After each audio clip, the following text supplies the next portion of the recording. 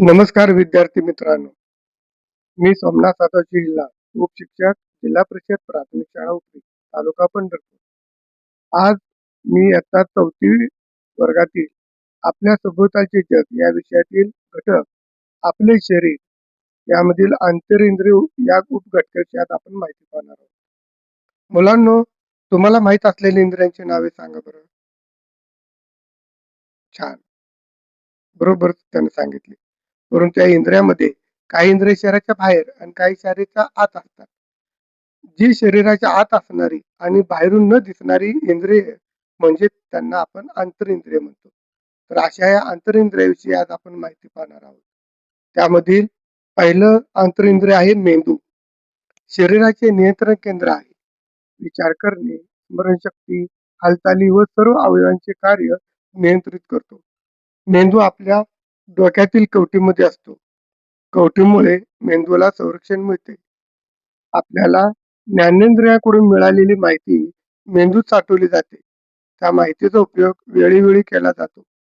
राग, आनंद, दुःख या भावनांची जाणीव आपल्याला मेंदूमध्ये होते. अशा प्रकारे आपल्या शरीरातील सर्वात महत्वाचे इंद्रिय मेंदू म्हणून ओळखलं जातं. यानंतर दुसरं आंतरेंद्रिय आहे हृदय. हृदय आपल्या छातीच्या किंचित डाव्या भागात असते. ते आपल्या हाताच्या बंद मुठीएवढे असते. ते पंपाप्रमाणे काम करते. शरीरभर पसरलेल्या रक्तवाहिन्यातून रक्त खेळते ठेवण्याचे काम हृदय करते. अशा प्रकारे शरीरातील रक्ताभिसरण क्रिया या हृदयावर अवलंबून असते. म्हणून हृदयाला सुद्धा एक महत्वाचं आंतरेंद्रिय म्हणून ओळखलं जातं. त्यानंतर तिसरं आंतरेंद्रिय आहे फुफ्फुस. आपल्या छातीमध्ये 2 फुफ्फुसे असतात. संपूर्ण शरीरात ऑक्सिजन पुरवण्याचे काम फुफ्फुसे करतात. हृदय व फुफ्फुसे यांची कामे एकमेकावर अवलंबून असतात.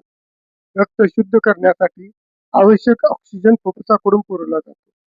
ही दोन्ही इंद्रिये छातीच्या पिंजऱ्यात असतात. त्या पिंजऱ्याच्या पातळ तक्त्या हाडांना बरगड्या म्हणतात. अशा प्रकारे आज आपण मेंदू, हृदय आणि फुफ्फुस या 3 आंतरेंद्रियांची माहिती पाहिली आहे. तर पुढील भागामध्ये इतर इंद्रियांची माहिती पाहूया. धन्यवाद.